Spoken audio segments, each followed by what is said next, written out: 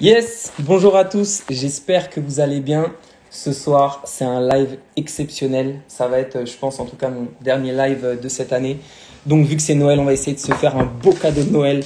On va essayer de partager ce cadeau de Noël. Et vous savez quoi? Plus on va interagir, plus on va révéler de secrets, plus on va poser de questions à notre invité là, qui est une personne véritablement incroyable. Et plus on va se faire des cadeaux de Noël ensemble. Donc, soyez prêts, soyez connectés.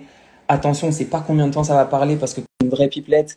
La personne qui est là en face de moi, c'est une vraie pipelette. Et avant tout, vu qu'on parle de live, on parle d'authenticité, on parle de vrai, alors je vais vous montrer les coulisses du live. Là. Vous êtes prêts? 1, 2, 3, go! Alors, on a un public. Voilà. On a le meilleur des publics et voilà, notre super Nembo, c'est notre mascotte.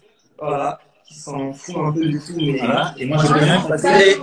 Et là, on a le grand Tony Jazz. Je passe de l'autre côté de l'écran. Exactement. Et de l'autre côté de l'écran. Et de l'autre côté de l'écran. Et de l'autre côté de l'écran. Et là, Je suis partout. donc voilà, on vous a concocté ce super live, parce qu'on ne peut pas être plus en direct que ça. Donc, on espère que ça va vous plaire. Voilà. On espère vous révéler, en tout cas, des clés qui vont vous permettre d'ouvrir les portes de votre réussite. On n'est pas à un moment quelconque de l'année, on est à la fin de l'année. Pas n'importe quelle année, l'année 2020 qui, à mon avis, est l'année la plus... on va dire quoi? Qu'est-ce qu'on dirait, Tony? L'année la plus quoi de notre génération? L'année la plus. Je pense que mettre n'importe quel adjectif, ça va marcher. Ouais. Et je pense, pour le coup, tu vois, Je pense qu'il y a l'année 2020, quand tu l'as vécu, certains vont dire j'ai vécu 2020. exactement. J'ai vécu, tu sais, moi, on dit souvent, oui, mais t'as pas fait mes 68, machin. Moi, je pourrais dire, eh ben, moi, j'ai fait 2020, ok? Exactement.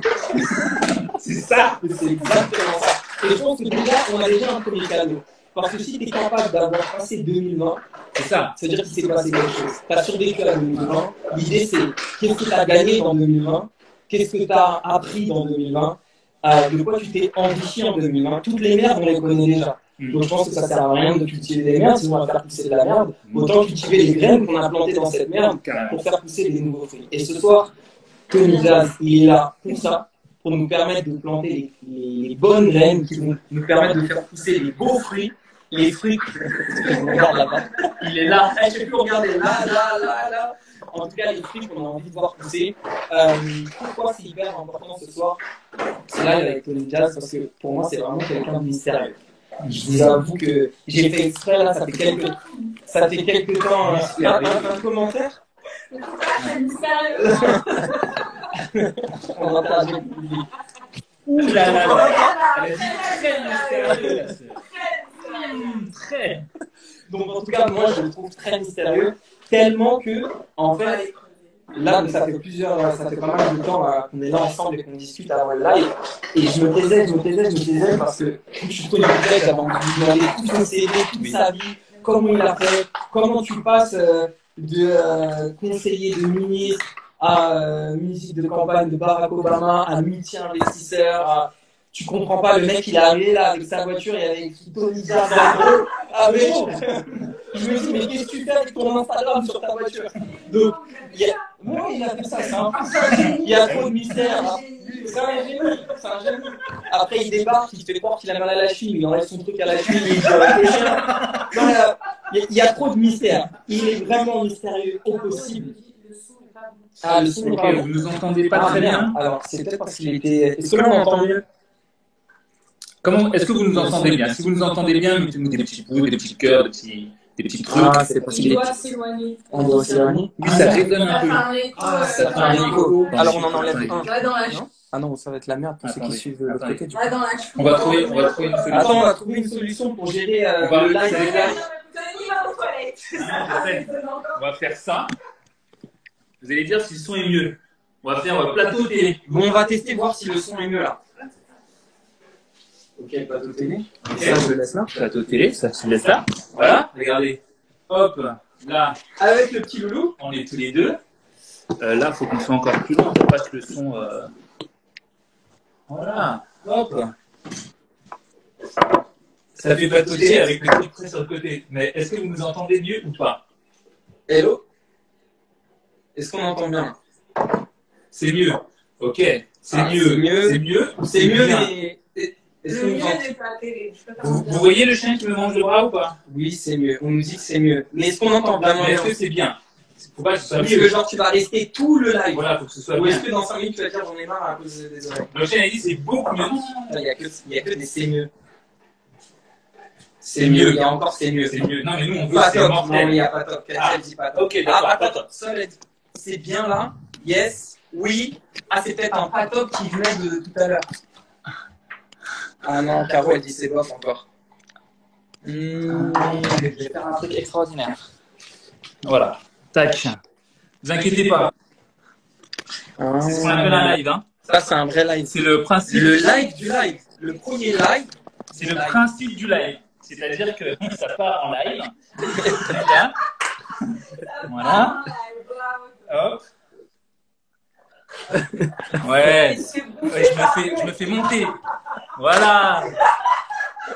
Ok. C'est merveilleux. Voilà, un petit peu de verdure dans le live. Voilà. Ouais. C'est son sketch. Hey, le son est comment? Est-ce que vous Le nous son est entendez? comment? Est-ce que c'est Si le son mortel? est bon, Ou envoyez-nous est-ce que des c'est bof? flammes. Voilà, exactement. Putain, vas-y, si le son est bon. Si le son est bon, envoyez-nous des flammes, envoyez-nous des gants. Voilà, exactement. Envoyez-nous des punchs, envoyez-nous des flammes si le son est bon, si on entend mieux. Ok, ça rigole. Ah bah voilà, Ça part dans tous les ça sens. part. C'est le principe du live. Ah bah, c'est le principe. Vous avez vu le décor? Il est Et même pas Caro, elle rigole. J'ai qu'à dire, elle a dit bof. Le son est comment? Vous avez entendu, j'ai failli dire ça. Le son est pas mieux? Si on baisse là. 7 sur 10. 7 sur 10. Ah, merci Vince. Ah ouais, notez s'il vous plaît. toujours. Ah, il y a toujours un écho. C'est toujours bof. Trop d'écho. Ça veut dire qu'il faut qu'on en coupe un. Bah ouais. Ok, nous n'aurons pas le plateau télé. Mais c'est pas grave. C'est pas grave. Ok. Bah, déjà. Fin du plateau télé. Fin du plateau télé, mais on reste en plateau télé. On reste en plateau télé. Donc, les fins ne sont que des débuts. Voilà. On répète ta philosophie. Ok. Donc là, le C'est son, bon. il va être extraordinaire. Hein, Est-ce que là, la voix est claire? On nous entend bien? Ok, sur 10. Sur 10? Est-ce que c'est mieux? Vas-y, je te laisse. Pas grave. Ah oui. T'imagines si après j'ai plus de batterie? On reprend direct sur le mien. Eh, si jamais il n'y a plus de batterie au bout d'un moment, on reprend direct sur celui de Tony Jazz, ok? Ok. Je me fais bouffer le coude. Personne ne le sait. Personne ne le voit. Le mec, il bouge pas. Ah, Il se top. fait déchirer le coude Voilà. par un canet corso qui lui gobe le coude. Le mec, il bouge pas. Non, mais si vous ne me croyez pas, vous avez vu la tête? Voilà, mon coude était dans sa bouche. Ok, Là, on est bon. C'est parfait. Voilà, là, il est Voilà. c'est parfait. Voilà, c'est ce que je voulais. Voilà. Merci. Voilà. Merci. Ok. Cela raconte moi, mais c'est pas grave. On va faire les Américains, le plateau télé, là. Exactement. En plus, dès que je suis arrivé, je lui dis, mais Tony, comment on Comment va ça, je faire? Je dis, t'inquiète, je gère, ça va être mortel. On va faire un truc Plateau CNN, télé. plateau télé. Toi comme ça, moi comme ça va être trop bon. Alors moi, je me dis que vu qu'il a conseillé des ministres, je me dis, Il non, gère. il gère, il y aura vraiment un plateau Voilà. télé. C'est Ah ça. là. Encore le mystère. Donc, comment ce mystérieux personnage a réussi à avoir autant de réussite dans autant de domaines différents? Je pense en plus relativement jeune. Oui, bon, on ne sait pas si on va lui demander son âge ou pas. Bon, bref, on veut. Bon, je dis ça pour vous poser vous la À la question. fin du live. À la fin du live, on révèle son âge. Voilà. Donc, voilà. T'aimes trop le mystère, toi. J'aime trop les mystères, bah oui. Donc, l'idée, c'est vraiment ça. On a dit que le thème du live, on va essayer de répondre à ce thème-là, c'est tout recommencer du jour au lendemain. Voilà. Pourquoi? Parce qu'une personne comme Tony, pour avoir fait autant de choses, il se fait lécher là. Donc, si des fois il a des réactions bizarres, c'est qu'il se fait lécher. Voilà. Ah, il est fou, ok. Donc, l'idée, c'est. Moi, je me suis posé cette question. Je me suis dit, mais attends, quelqu'un qui a eu autant de vies différentes, c'est comme si il a eu autant de morts que de vies, parce que tu peux pas avoir autant de vies sans avoir autant de morts. Et les morts, c'est quoi? C'est des transformations, c'est des prises de conscience, c'est des remises en question. Et je pense qu'on fait tous face à ces remises en question un jour dans notre vie, et on se pose la question, mais comment je peux faire là? Comment je peux changer? En plus, dans ce temps de crise, comment je vais y arriver? Mais attends, c'est pas mon domaine. Mais attends, c'est pas ma spécialité. Mais attends, je connais personne là-dedans. Bref, que des excuses et des mauvaises questions qui vont nous donner des mauvaises réponses et qui vont nous empêcher d'avancer vers notre rêve. Aujourd'hui, je suis là pour lui poser en tout cas les bonnes questions pour qu'il nous livre les bonnes réponses et pour qu'on avance ensemble. On est bon? Yes? 1, 2, 3. Pour ceux qui connaissent, on envoie les coups de boxe, on envoie les punchlines. D'ailleurs, c'est un boxeur aussi. Ok? Exactement. Bon, alors, franchement, Tony, simple hein, déjà. Qui es-tu? Tu te définirais comment en fait? Alors, qui je suis? Je suis un jeune Guadeloupéen. Je dis Guadeloupéen parce que les gens ne connaissent pas l'île d'où je viens, parce que je viens d'une île qui s'appelle la Désirade. Donc, je suis un jeune Désiradien en vrai. Un jeune Désiradien qui n'a peut-être pas fait énormément d'études, mais qui a toujours eu ce qu'un homme que j'adore m'a dit un jour et que j'ai gardé. Donc, pas beaucoup d'études, mais que j'ai toujours eu l'intelligence de la situation. C'est-à-dire qu'en fonction de la situation, je me dis, ah ok, vaut mieux faire comme ça, vaut mieux faire comme ça, mieux vaut se comporter comme ça. Tu vois. Et donc, du coup, j'ai toujours eu cette intelligence, on va dire. Je pense que c'est une intelligence émotionnelle, plus qu'intellectuelle, tu vois. Vous inquiétez pas, je me fais juste manger. et donc, voilà. Et citoyen du monde, avec ma petite carte du monde. Yes, ok, top. Et donc, finalement, qu'est-ce que tu fais vraiment aujourd'hui pour qu'on puisse te positionner, savoir un peu qu'est-ce que tu fais aujourd'hui? Alors, aujourd'hui, mon activité principale, c'est d'être gestionnaire de crise pour des entreprises ou des politiques. Donc, du coup, quand il y a un problème quelque part, généralement, quand il y a un problème grave, on m'appelle et je viens solutionner le problème, soit par des méthodes très complexes, un peu dures, soit par des méthodes un petit peu plus souples, mais ça passe toujours par quelque chose de... En fait, je prends les décisions que les gens ne veulent pas prendre, mais je les prends à leur place. Du coup, c'est beaucoup plus simple pour les accompagner. Mais généralement, c'est des grosses structures, c'est des grosses boîtes. Et à côté de ça, j'ai une vie sur Instagram où je coach d'une certaine manière. En tout cas, j'aide les gens à investir ou faire des meilleurs investissements et de l'autre côté à entreprendre. L'idée étant de commencer. Je les aide à leur donner la petite impulsion pour que ça parte. Alors, justement, comment toi, tu as commencé là-dedans? Est-ce que tu peux nous raconter ton parcours? Parce que quand on voit ton palmarès, on se dit, mais ils sont où les liens? Comment le mec, il est passé de ça à ça? Est-ce que tu peux juste nous raconter déjà, dans un premier temps, ton histoire? Alors, il n'y a aucun lien.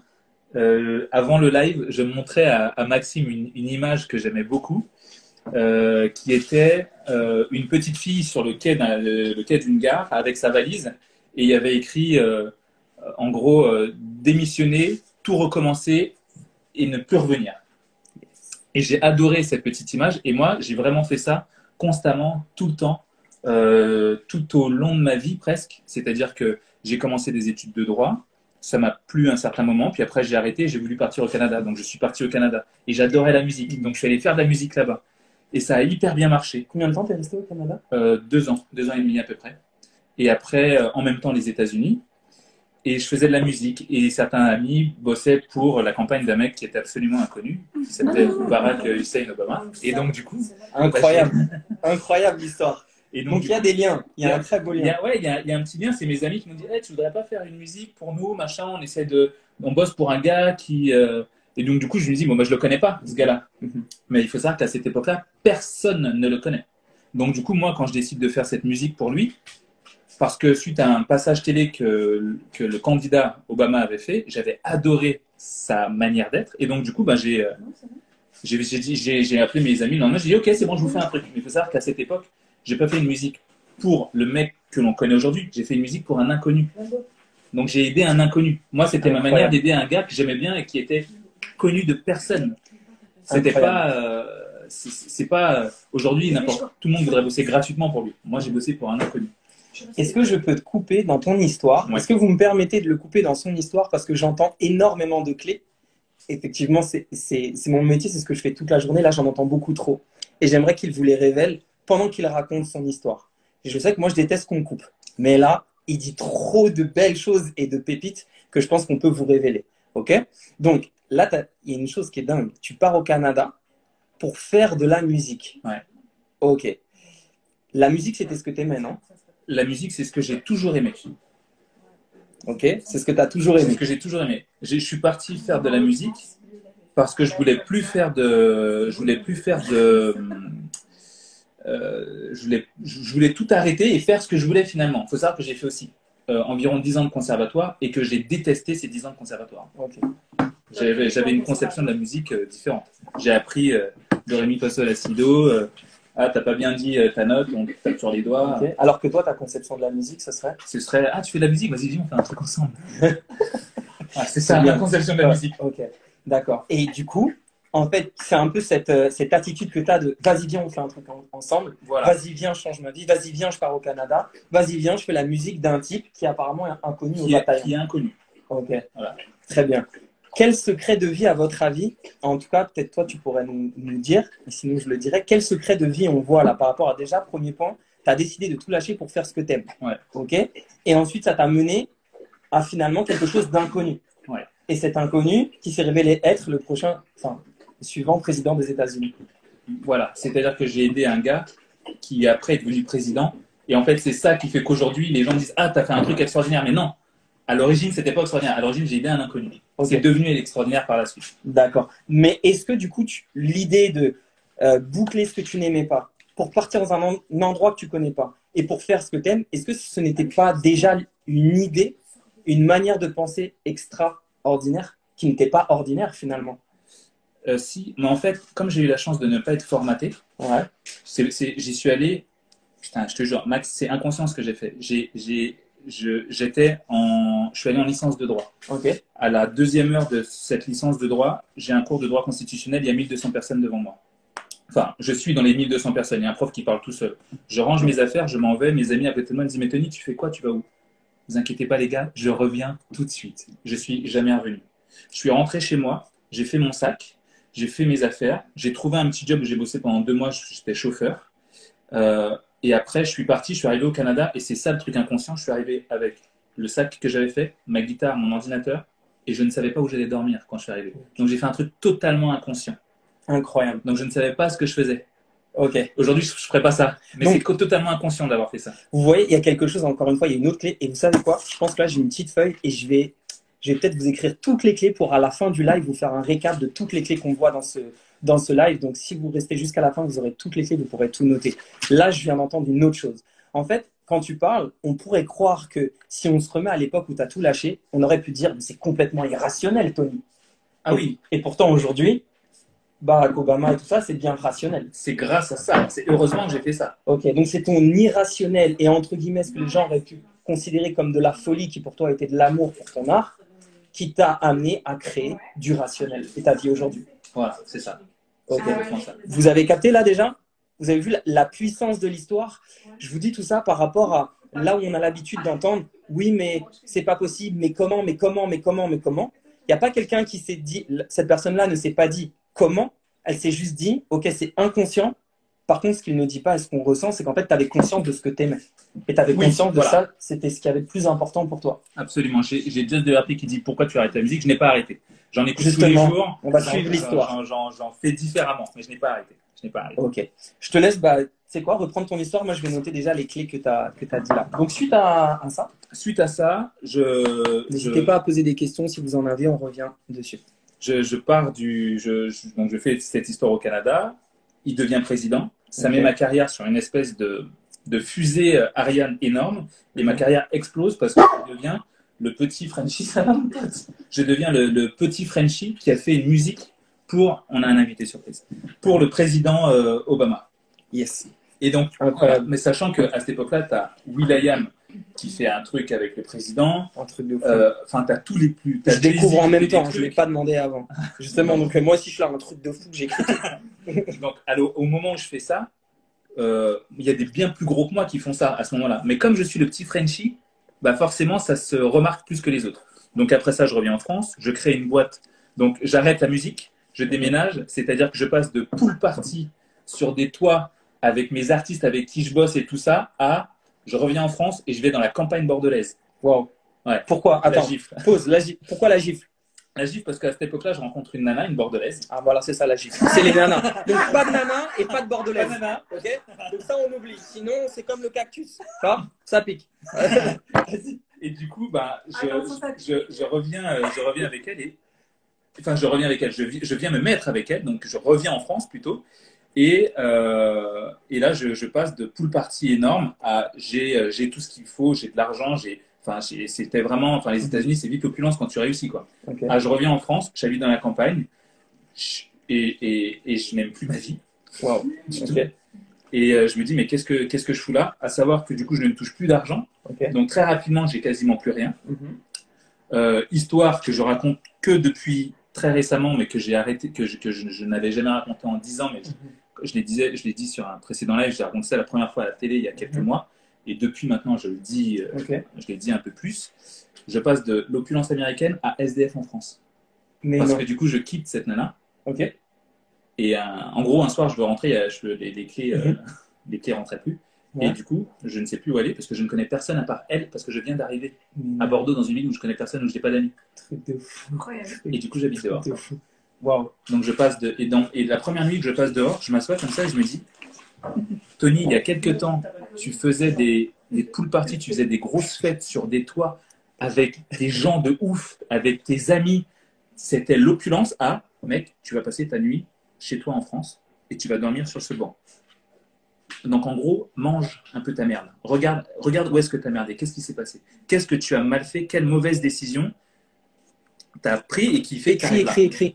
Là, alors je fais une pause. Là, il y a encore quelque chose de clé. Une crise amène à une remise en question. Mais une remise en question peut être une remise en question de merde pour avoir une réponse de merde et du coup une vie de merde, ou une remise en bonne question pour avoir une bonne réponse et une vie de qualité. Là, on voit la qualité de la question. C'est en gros, quelle décision j'ai prise pour en arriver Pour là. arriver là.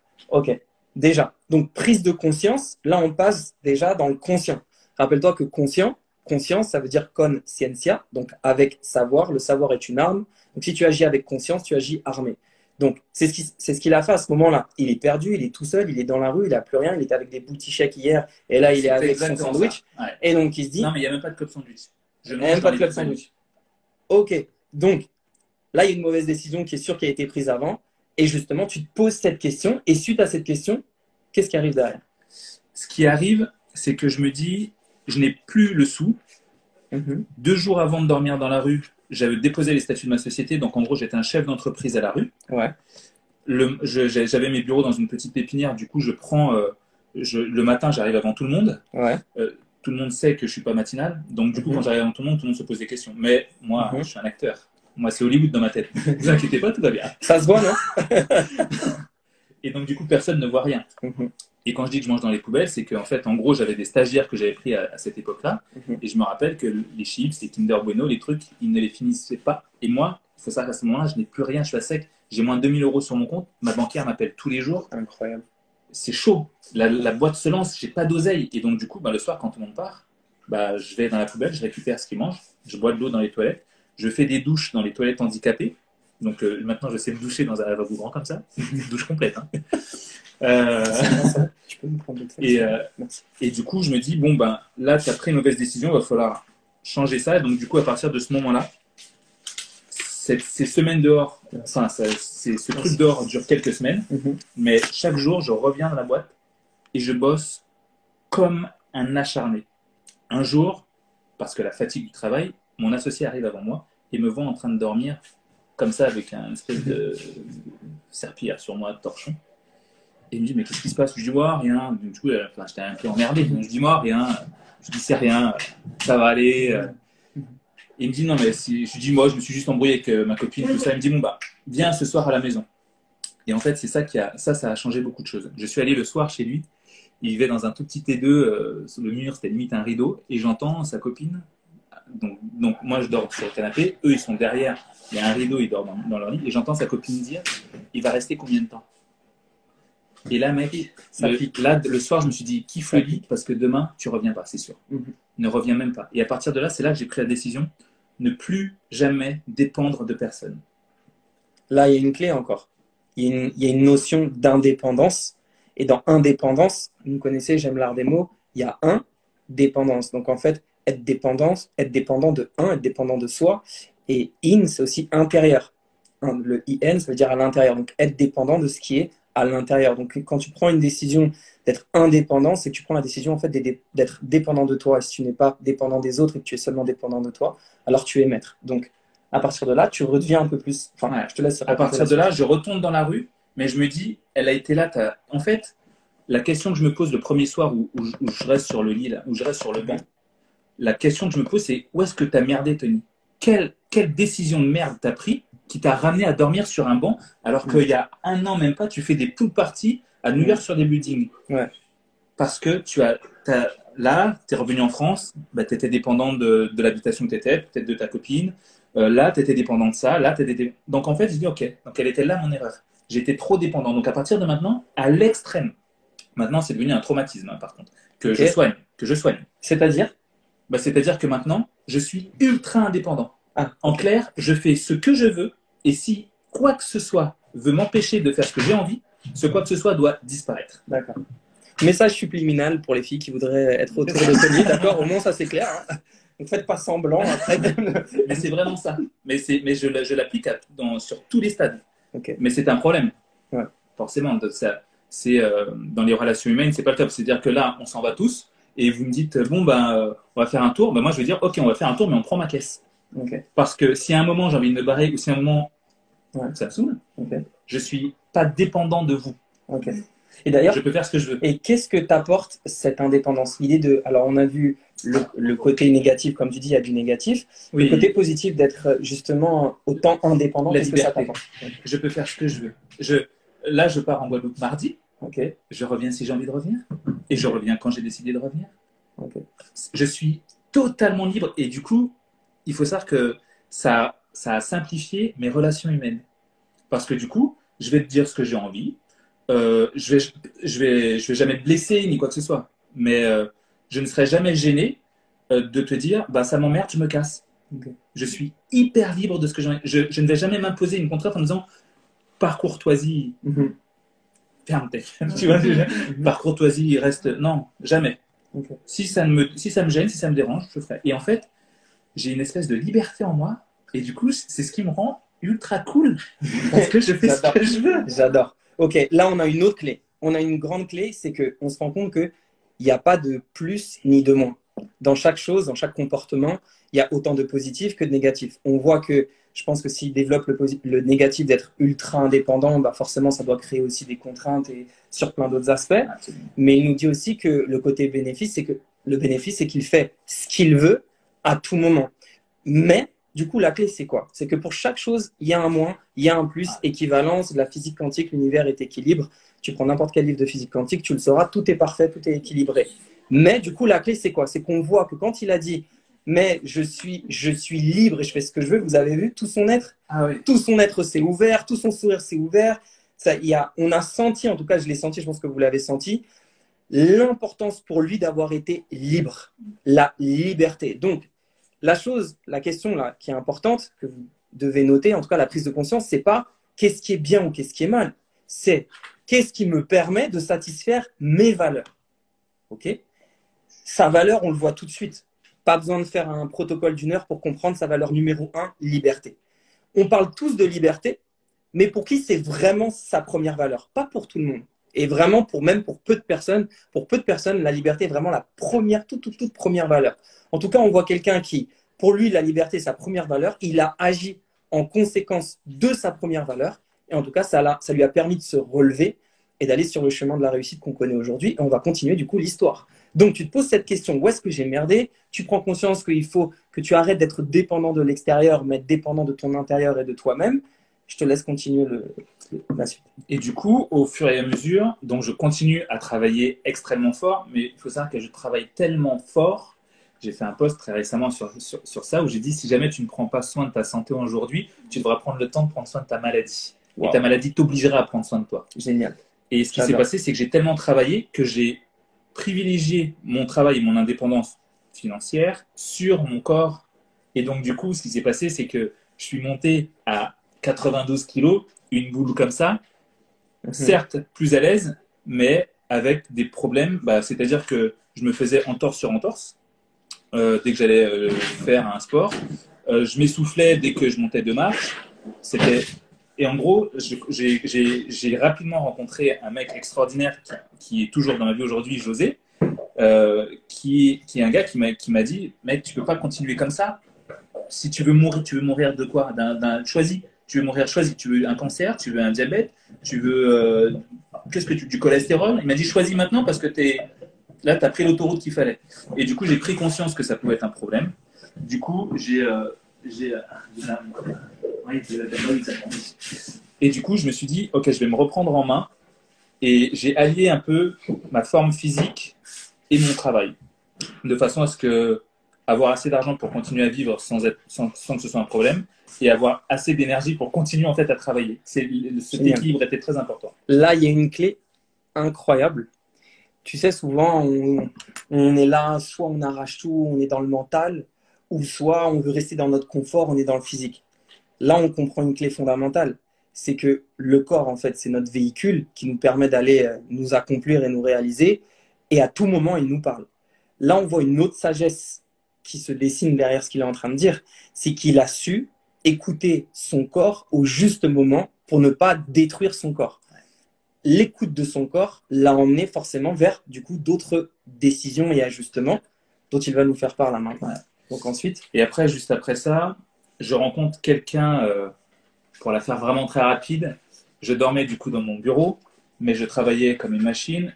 Un soir, je rencontre quelqu'un que j'ai aidé des années auparavant, que j'avais oublié, complètement oublié, et que je revois. Et du coup, au moment où cette personne vient dans mon bureau, donc une femme extraordinaire qui est toujours dans ma vie aujourd'hui, qui est ma seconde maman, au moment où elle arrive au bureau, avant qu'elle arrive trop vite, j'avais mon sac de sport avec toutes mes affaires dedans, donc je ferme mon sac, je me remets un peu en mode bureau, et elle, je pense, en arrivant dans le bureau, elle voit qu'il y a mes affaires de sport, et elle me sort une phrase, et là je me suis dit, cette femme c'est un ange réincarné, elle me dit, tu sais, je pars, donc il faut savoir qu'à ce moment-là, je vis toujours dans la rue. Hein. ok. T'es resté combien de temps dans la rue? Plusieurs semaines. Plusieurs semaines. Ouais. T'avais quel âge? C'était il y a 10 ans. Ok. Donc, Bah, dis pas parce qu'on va rêver. Ah, on dit, on a dit à la fin. on a dit à la fin. À la fin du live. C'était il y a 10 ans. C'était en 2009, exactement. Donc un petit peu plus. C'était il y a 11 ans. D'accord. Et du coup, Vous avez le seum. avec beaucoup de tact, elle me dit, tu sais, je pars une semaine à l'île de Ré avec mon mari. Est-ce que ça te dirait de venir nourrir mon chat pendant une semaine à la maison? Et là, je l'ai regardé. Je lui ai dit, on m'a jamais dit quelque chose d'aussi beau. Je lui ai dit merci. Parce qu'il faut savoir que je ne demande jamais d'aide de qui que ce soit et je ne veux pas d'aide. Okay.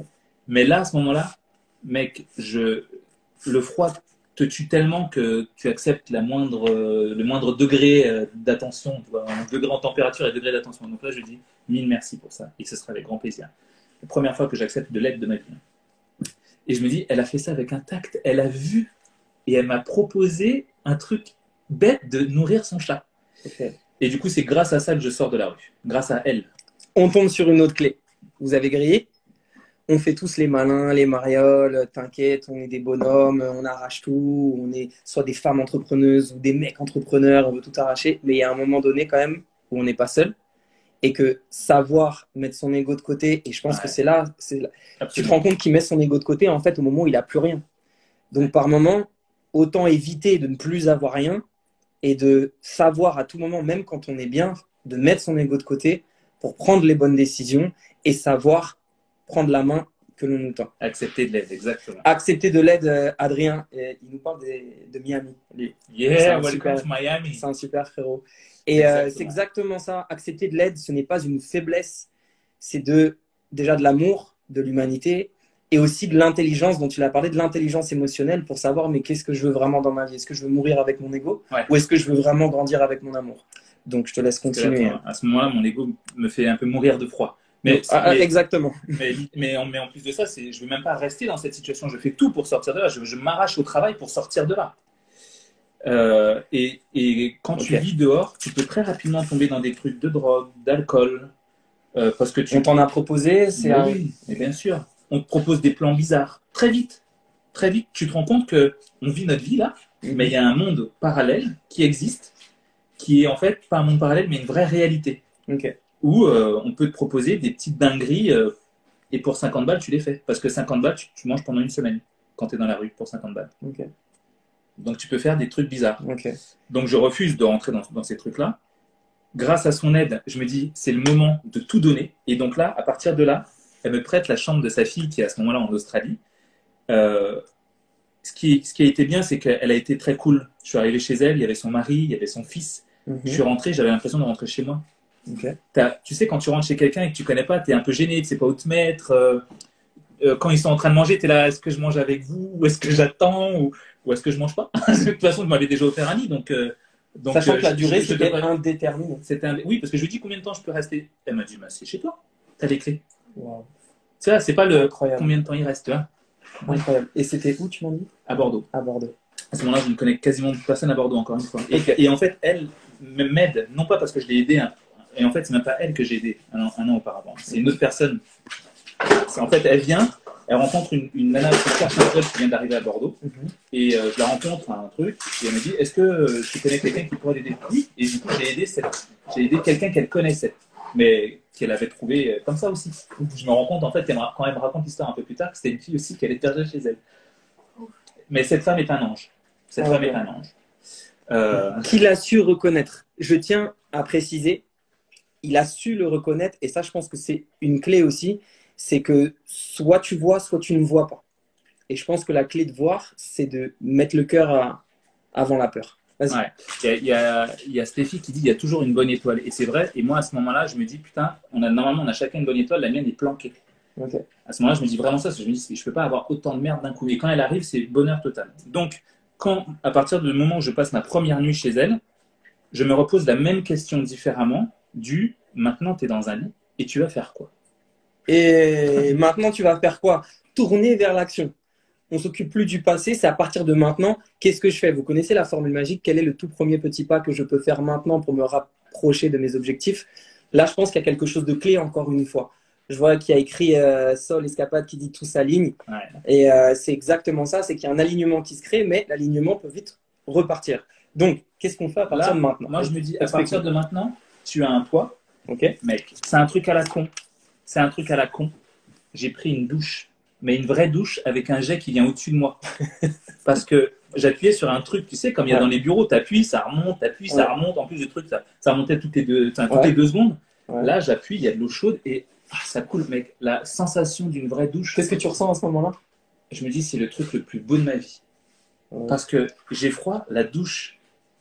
En fait, tu sais, quand tu dors dehors, même si tu es dans un endroit chaud, la journée j'étais dans mon bureau, il faisait chaud, j'ai constamment froid. En fait, ce froid se tatoue à toi, tu sais. Ouais. Tu as tout le temps froid. Oui. Et là, je me dis, pour la première fois, j'ai chaud sous cette douche. Et après, je me brosse les dents et je me dis, je crois que je me suis brossé les dents 15 minutes.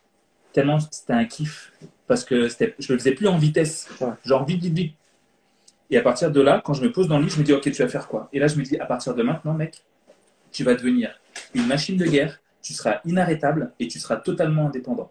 Et je rajoute un petit bonus à ça, je me dis, tu auras des toits partout. Tu peux nous répéter, machine de guerre? Machine de guerre, ultra indépendant. Ouais. Et des toits partout. Et des toits partout. Il y en a un autre, mais ça fait partie de l'ensemble. Ok. Les toits partout, c'est hyper important. Oui. C'est-à-dire que partout où je vais aller, j'aurai une maison, un appartement, un studio, une cage. Mais ça sera chez moi. Ça sera une cage de 2 mètres carrés, mais ça sera chez moi. Et je rentrerai, j'aurai mes affaires dedans. Partout. Et c'est devenu hyper important parce que je dépends de cette nana pour dormir chez elle. Une autre m'a foutu à la porte et donc du coup, je me retrouve SDF pour une histoire à la con. Une histoire à la con. Mais vraiment à la con. Ce sera un autre live, ça sera un autre live. Parce que tout le monde a envie de la savoir, cette histoire, et moi aussi. Mais sinon, on va dépasser l'heure. On ne peut pas dépasser l'heure. Je vous ferai un live juste sur cette histoire à la con. Okay. Qui est que de l'ego. Mais des deux côtés, 50-50. Hein. C'est pas toute sa faute, c'est pas toute ma faute. Une histoire à la con. Et donc, du coup, je dis plus jamais ça et ultra indépendant. Et à partir de là, je pensais que j'avais commencé à travailler, mais c'est là où j'ai vraiment commencé à tout arracher. C'est-à-dire que je suis devenu un bulldozer. Je raclais tout ce qui pouvait se mettre sur mon chemin. Et si jamais tu ne m'aidais pas ou si jamais tu essayais de m'arrêter, je te faisais sauter au TNT. Ok, lourd. Là, il y a quelque chose de fondamental. On voit qu'il y a la prise de conscience. Forcément, le gars, c'est sa première douche. Il est là, c'est incroyable. Donc, je pense qu'il y a quelque chose qui est beau aussi là-dedans que vous pouvez noter, mais c'est la valorisation de ce que l'on a. À partir de ce moment-là, il valorise ce qu'il a et il se pose cette question, qu'est-ce que je fais à partir de maintenant? Et là, il y a une clé avant le passage à tout arracher. C'est la décision. Le gars, il a fait une décision claire, nette, précise. Donc, pour lui, c'était chacun son langage. Vous n'avez pas forcément ce langage-là. Pour lui, c'était machine de guerre, ultra indépendant et des toits partout. Ça, c'est fondamental parce que Si quand tu es dans une crise, tu dis mais qu'est-ce que je fais maintenant? Et que tu y vas la tête baissée et juste tu fais pour faire, tu perds du sens. Mais lui, quand il prend conscience de la beauté que c'est et la gratitude qu'il a d'avoir cette douche, il se dit ok, ça je le veux partout, je veux des toits partout. Je veux être ultra indépendant parce que je ne veux pas prendre la tête à d'autres personnes et je veux être une machine de guerre. Donc on voit que dans son pire moment, là, dans sa pire crise, dans son pire feu, c'est là où en fait déjà il a eu la volonté de faire sortir son étoile. Donc je te laisse continuer. Ouais. Donc. C'est vrai que j'utilise le terme machine de guerre parce que dans ma sémantique, et comme j'ai fait beaucoup de sports de combat, j'ai une sémantique qui est très guerrière. Je ne suis pas violent, mais j'ai une sémantique qui est très guerrière.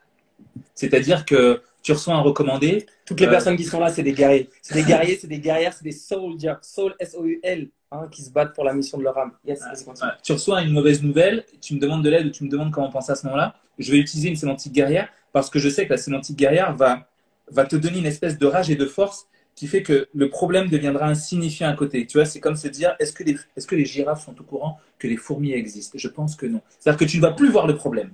Ok, d'accord. Je vois un truc là. La volonté, par rapport à sa sémantique guerrière, ça, en fait, ce qu'il est en train de nous dire, c'est que sa volonté devient plus grande que n'importe quelle excuse. Que n'importe quelle girafe, en fait. N'importe quel que obstacle. N'importe quelle vague. Voilà. Il n'y a plus rien. En fait, quand je booste aujourd'hui certaines personnes ou quand moi je veux passer au-dessus de quelque chose, j'essaye de faire du problème le truc le plus petit qui existe et moi le truc le plus grand qui soit. Ah, yes. Vous avez capté là encore une fois? Donc, le problème qui est quelque chose d'extérieur, il en fait quelque chose de petit. Et lui, qui est son intérieur, il en fait quelque chose de plus grand. Donc déjà, dans sa perception, rappelez-vous, perception, c'est la manière de voir. Dans perception, en fait, soit tu perds, soit tu perces. Et là, il a percé comment? T'as aimé la punchline.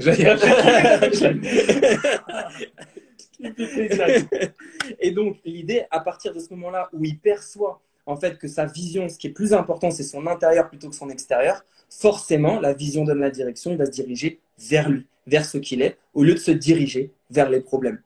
Voilà. Okay. Et donc, du coup, je commence à avancer si fort que je me dis, je dois aussi devenir, ça pour moi, c'est quelque chose de très important, c'est-à-dire que en fait, tu vois, j'ai fait de la musique, j'ai recommencé, j'ai fait du droit, j'ai recommencé, je suis allé au Canada, je suis allé aux États-Unis, j'ai recommencé, je suis allé aux États-Unis, je suis allé dans la campagne bordelaise, j'ai recommencé, tu vois, recommencer. Et en fait, c'est devenu une habitude un peu dans ma vie. Et une habitude que je me suis tatouée. C'est une chose que j'expliquais récemment. Ton tatouage? Il est là, c'est celui-ci. Et en fait, une chose que j'explique, si vous regardez mes tatouages, vous remarquerez une chose, ils sont tous dans mon sens. Je ne fais aucun tatouage esthétique, c'est-à-dire ce n'est pas pour que les autres les regardent, c'est pour que moi je me souvienne. Donc du coup, ils sont tous dans mon sens pour que je puisse les voir. Tourner vers l'intérieur, encore une fois. Et ce tatouage-là, ce sont des chiffres romains, pour ceux qui savent lire les chiffres romains, c'est 180 degrés. C'est l'histoire de ma vie, c'est clac, clac, clac. Et en fait, on recommence. Et quand tu es toujours prêt dans ta vie à faire un 180 degrés, du coup, tu n'as jamais peur de changer. Tu sais, les gens, tu leur dis, ah Max, tu veux aller vivre à Londres? Ok, mais vas-y, c'est le moment, fais, vas-y. Et en fait, les gens ont toujours peur de faire ce truc qui va les... Là, il y a un truc clé. En fait, genre, le fait que ça devienne une habitude, ça devient comme un programme à l'intérieur de toi. En fait, c'est dedans. Et quand je te dis, Max, il faut faire ça, tu es là. Bah ouais. Mais en fait, toi, tu es déjà parti. Okay. Tu vois? Quand tu es prêt à faire ton 180, les gens ont toujours peur du moment où ça fait ça. Et en fait, Jacques Brel, qui est un homme que j'admire, disait ce qui est le plus dur, c'est pas de quitter Paris pour aller à Londres. Enfin, c'est pas. C'est en fait, non, c'est pas de. Ce qui est le plus dur, c'est pas d'aller à Londres, c'est de quitter Paris pour aller à Londres. Mais une fois que tu es à Londres, bah, tout s'enlève. Exactement. Il n'y a plus de problème. Une fois que tu as fait ce truc qui te bloquait, bah, il n'y a plus de problème. Je te donne un autre exemple. Vous voulez absolument, je dis n'importe quoi, mais déménager, changer de job, faire un truc. Le plus dur, c'est pas d'être dans le nouveau job. Le plus dur, c'est de quitter le job dans lequel tu es. Mais à partir du moment où tu as quitté le job qui était le truc qui te faisait peur, bah, tu es là. En fait, c'était si simple. C'était que ça. Et en fait, c'est cette histoire de 180 degrés. Un peu comme le chien de tout à l'heure qui voulait te dévorer. Voilà. Et une fois que tu as donné quelques croquettes, ça y est, c'est bon. Oui, il a dit c'est bon, j'ai plus peur maintenant. Il voulait vraiment le finir. Allez, c'est clair. Et en fait, ce 180 degrés est hyper important. Et je me le suis tatoué pour me dire, sois toujours prêt à changer. Demain, on me dit, bon, bah, Tony, Bordeaux, c'est fini et tu vas partir vivre, je sais pas, à Achères, par exemple. On serait tous contents. Voilà. Avec Eh ben, Sandra. voilà. Moi, je me dis, exemple. voilà. Moi, je me dis, c'est bon. Ok. Il a dit c'est bon. Ok, bah du coup, qu'est-ce que je fais? En fait, dans ma tête, et je deviens un ordinateur pour ne plus avoir de problème. Ordinateur, façon de parler. Mais en gros, dans ma tête, ça fait, ok, donc il faut que je vende ça, il faut que je fasse ci, il faut que je coupe ça, il faut que je fasse ça. Hop, je suis une petite liste administrative, tac, tac, tac, ok, je travaille dans une semaine, c'est bon. Ok. Ok. Ok. Là, il y a quelque chose de fondamental. On voit que d'abord, quelque chose qui lui fait mal, qui le bousille, parce que finalement, tu as quitté cette vie déjà que tu avais de successful, en fait, tu avais Ouais. ce grand succès à l'étranger. Donc déjà, il y a ce truc où tu prends cette décision à la con au début, au tout début, et donc tu as déjà quitté quelque chose, tu te retrouves dans la merde, t'es SDF, etc., tu reprends une nouvelle décision, et on voit que finalement, comme il l'a dit, ça devient comme un sport en fait. Ça Oui. devient un sport. Tu deviens programmé à changer. Donc en fait, la chose te fait peur au début, mais une fois que tu fais la chose, c'est comme si la peur diminuait instantanément. Donc aussi, il y a une grande clé, c'est arrête d'avoir peur, fais cette peur, fais-la, applique-la, parce qu'en fait, en général, on a beaucoup plus peur que la chose ne l'est vraiment. Applique-la et tu vas transcender cette peur. Donc il y a une grande question d'action qui lui a permis de transcender la peur. On voit qu'à force de le faire, ça devient une habitude. Cette habitude devient comme un sport et il nous apporte la clé de son sport qui est d'être toujours prêt à changer. Et je pense que c'est aussi ça quand on voit en temps de crise aujourd'hui, quand tu regardes cette année. Je pense que tu as la moitié de tes potes qui te disent c'est une année de merde, c'est la pire année qui existe, il n'y a rien de positif dans cette année. Et toute une moitié qui dit non, mais c'est une année incroyable, c'est dans cette année dans laquelle je me suis révélé. Pourquoi? Parce que face à une crise comme ça, ceux qui vont pouvoir se révéler ou en tout cas transcender cette crise, c'est simplement des gens qui sont prêts à changer ou en tout cas qui ont fait en sorte d'être prêts à ce moment-là à changer. Donc là, il y a une véritable clé, encore une fois. Je la note, je vous ferai le récap de tout ça à la fin du live. Restez ici. Et du coup, à ce moment-là, en fait, je prends bonne décision sur bonne décision et je ne prends finalement, façon de parler, que des bonnes décisions. Ok. Mais attention, très égoïste, pour moi. Et Ok. que pour moi. C'est-à-dire que ça doit me plaire à moi en premier et à personne d'autre. Ok. Et, Clé, tu notes. et c'est à partir de ce Je moment-là. note, moi. Je note. Vas-y. Et c'est à partir de ce moment-là qu'arrive ce tatouage que l'on voit là, qui est encore une fois dans mon sens. Donc là, vous voyez un cœur et là, vous voyez un cerveau. C'est-à-dire que si je prends une décision et qu'il y en a un des deux qui n'est pas d'accord, la décision ne se prend pas. Et c'est-à-dire que si jamais on me force, elle ne se prend encore moins. C'est-à-dire que je dois être 100% d'accord. Je peux par exemple te dire, tiens Max, j'aimerais faire ci et ça, tu me donnes ton avis. Je vais écouter ton avis, mais à la fin de la journée, je sais que j'en ferai qu'à ma tête. Je vais peut-être te demander ton avis parce que j'ai envie de voir, est-ce qu'il y aurait une probabilité que je n'aurais pas calculé ou que je n'aurais pas vu. En fait, c'est juste pour ça que je donne mon avis. Mais à la fin, je fais ce que je veux. Ok. Et si les deux ne sont pas alignés dans ma décision, ça ne se fait pas. Ok, concept fondamental de toute réussite. Et quand je parle de réussite, c'est à tous les niveaux, c'est-à-dire cette sensation de se sentir plein, réalisé et accompli. Alignement. Écris ça, en gros, alignement. Quelque chose qui n'est pas aligné est déstructuré et déséquilibré et ça tombe. Quelque chose d'aligné est structuré et peut tenir face à n'importe quelle tempête. Il y a un équilibre. Non, équilibre, juste libre. Okay, quand tu trouves l'équilibre, tu es juste libre. Et c'est ce qu'il recherche en plus, c'est la liberté. Et on voit que le fait d'aligner sa tête, son corps et son cœur lui permet de se rappeler à chaque fois que le plus important pour lui, c'est d'être aligné. Zouzou, on est obligé de changer et d'évoluer, absolument raison. Eurasienne, des mots, des phrases qui tombent à pic, formidable. Si ça peut t'aider, j'en suis ravi. Audrey, Yes. est-ce vraiment un changement, pas plus une évolution? Si, c'est forcément une évolution. C'est une évolution. C'est une évolution. C'est mon côté Super Saiyan qui s'est réveillé, quoi. Exactement. J'ai fait des Hey, yeah. Voilà. Là, on parle dans les thèmes. Là, on est d'accord. Et à partir de ce moment-là, en prenant façon de parler les bonnes décisions, j'ai commencé à aider des personnes à prendre les bonnes décisions. Et un jour, j'ai quelqu'un qui vient. Et à partir de là, ma vie n'a été que rencontre et réseau. C'est-à-dire que je suis arrivé dans une ville où je suis arrivé SDF, où personne ne me connaissait, où je ne connaissais personne, à une ville où un jour, il y a une nana qui vient me voir et qui me dit, j'organise un événement et je cherche des profils comme vous pour inspirer des enfants qui sont au lycée et au collège à poursuivre des études supérieures. Vous savez que je n'ai pas fait d'études supérieures quand même, parce que je me suis arrêté à 2 heures de licence quand même. Il me dit non, mais c'est pour votre parcours, tout ça. Je dis ok. J'organise l'événement avec elle et finalement l'événement explose parce que je dis tiens, il faudra peut-être faire ça, faudra peut-être faire ça. Parce que quand tu as des gens qui ont fait des grandes études et qui veulent prendre des décisions pour les enfants, ils n'ont pas l'esprit des enfants. Et donc, du coup, moi qui ai gardé peut-être cet esprit parce que je n'ai pas été formaté, j'ai dit, il faudrait peut-être faire ça, ça, ça, ça. Et donc, du coup, je prends des petites décisions pour ça. Et puis, ça explose. Et l'événement explose. Et à la fin de l'événement, cette nana vient me voir et me dit, j'aimerais en savoir un petit peu plus sur vous et vous rencontrer parce que ce que vous avez fait, c'était vraiment bon.